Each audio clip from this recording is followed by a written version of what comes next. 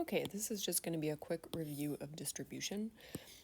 Some of you are going to do distribution problems different. I'm going to show you this orange one with two different ways.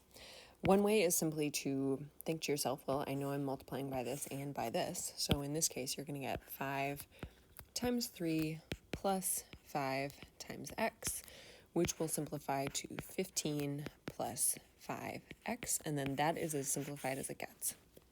Some of you like using the box method, so I'm going to do this exact same orange problem, but I'm going to do it in white.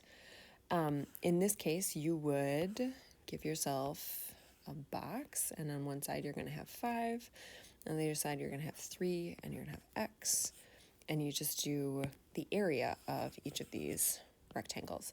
So 3 times 5 is 15, and 5 times x is 5x, and then you would take each piece and you'd say, well, here's 15 and here's 5x, and you would add them together to get that as well. Sometimes people forget when you've got just a subtraction in front of something that you need to distribute that subtraction. So this is going to be like 8 minus 4x.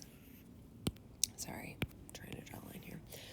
This is going to turn into 8 minus 4x, and then I'm also subtracting that 2, so this is going to be minus 2. And don't forget, when you have something like that, that you have to subtract everything that is inside that parentheses.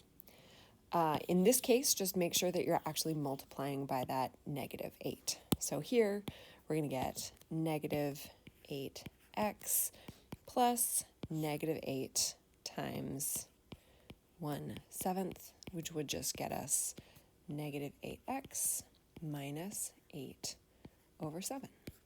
And then you'd be all done. Let me know if you have any questions.